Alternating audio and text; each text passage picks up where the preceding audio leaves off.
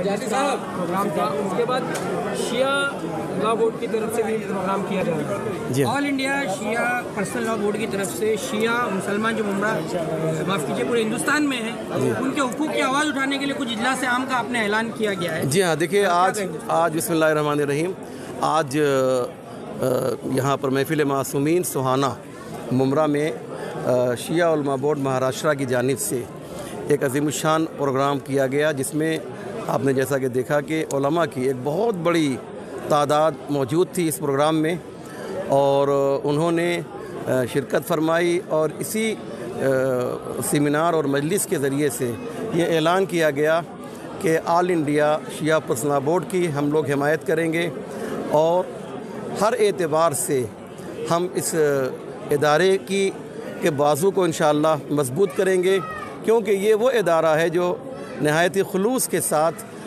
तमाम शियों के लिए, न ये कि फ़कत किसी एक इलाक़े में बल्कि पूरे हिंदुस्तान में, कि या वो नॉर्थ हो या ईस्ट हो, साउथ हो या वेस्ट हो, कहीं भी आप देखें हर जगह जो है वह ये इदारा काम कर रहा है। लिहाजा ज़रूरत यह है कि तमाम शिया हज़रात और तमाम उलमा इस इदारे की हिमायत करें और शिया उलमा बोर्ड महाराष्ट्र अपनी हिमायत का आज ऐलान कर रहा है। तो क्या मकसद है इस इजलास आम का, जैसे हिमायत का तो आपने, तो किस उन्वान के तहत ये प्रोग्राम रखा जा रहा है? जी हाँ, ये जो प्रोग्राम रखा गया इसीलिए ताकि लोगों में अवेयरनेस और बेदारी पैदा की जाए और लोग ये समझें कि ऑल इंडिया शिया पर्सनल बोर्ड के नाम से एक इदारा है कि जो शियों की फ़लाह व बहबूद और शियों के फ़ायदे के लिए बनाया गया है और वो नर्वस ना हो, मायूस ना हो, क्योंकि एक बड़ा और मजबूत और ताकतवर इदारा जो है वो हमारी पुश्तिबानी कर रहा है, हमें सपोर्ट दे रहा है। मकसद ये है। तो सर ऐसे कौन से मसाइल हैं हमारे शिया भाइयों के, शिया हज़रात के, जिनको हल करने के लिए या जिन पर नज़रसानी की? बहुत अच्छा सवाल है। देखिए हमारे बहुत से सियासी मसाइल हैं। फॉर एग्ज़ाम्पल मैं आप एक मिसाल दे देता हूँ कि जैसे अक़लियत के लिए गवर्नमेंट ऑफ इंडिया के पास कुछ ऐसी चीज़ें स्कीम हैं कि जो हम तक नहीं पहुँच पाती हैं, यानी हम अक़लियत में भी अक़लियत में हैं, तो जो अक़लियत में हमसे ज़्यादा हैं उन तक तमाम चीज़ें पहुँचती हैं, हम तक नहीं पहुँच पाती। तो ये जो बोर्ड है, ये इसकी कोशिश ये होगी कि हम जो है प्राइम मिनिस्टर से मिलकर हमारे जो राइट्स हैं, हमारे जो हुकूक हैं, हम भीख नहीं मांगना चाहते हैं बल्कि हक़ को जो है छीनना चाहते हैं जो दूसरों ने ले लिया है। जनरल कैटेगरीज होने की वजह से जो हम तक जो सहूलतें पहुंच नहीं पाती हुकूमत की, जो सहूलतें हैं, जो कुछ भी सहूलतें हैं, मसला ये है कि ज़्यादातर जो हमारे शिया हज़रात हैं उनके सरनेम सैयद होते हैं, रिजवी होते हैं, तो उन्हें ओपन कंसिडर कर लिया जाता है। तो बिल्कुल इसी ताल्लुक से आप लोग कुछ मसाइल को हल करने? देखिए ये भी एक मसला है कि हम इस मसले को कैसे हल किया जाए। इंशाअल्लाह हमारे यासूफ भाई जो हैं, जो इसके जनरल सेक्रेटरी हैं, वो इस सिलसिले में ज़्यादा आपको बताएंगे। लेकिन इनका जो मकसद है वो यही है कि शियों को सियासी एतबार से, समाजी एतबार से और इल्मी एतबार से मजबूत किया जाए। एक सेंटेंस में ये इसका मकसद है। यासूफ भाई हज़रत क्या कहेंगे इस इजलास आम के बारे में, किस तरह से इसकी तफसीलात बयान?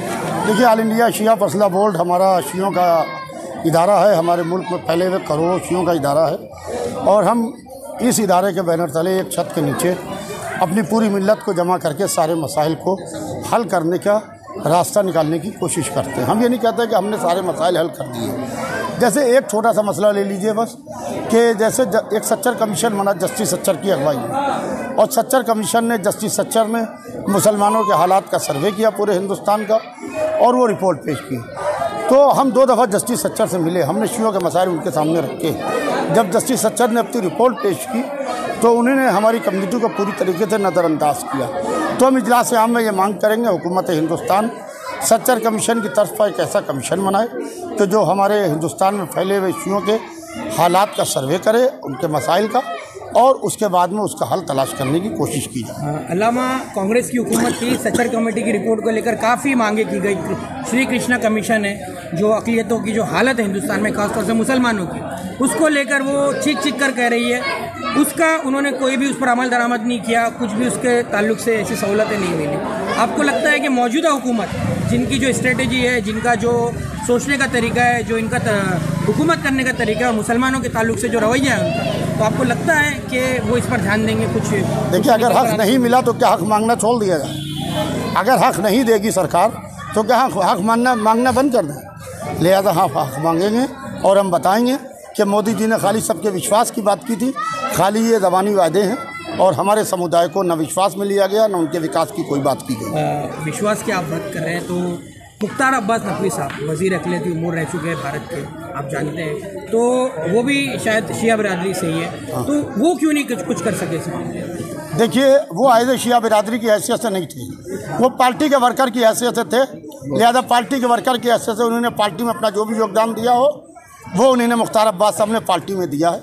लिहाजा हम यहाँ पूरे शिया समुदाय की बात कर रहे हैं, बीजेपी की पार्टी के योगदान की बात नहीं कर रहे हैं।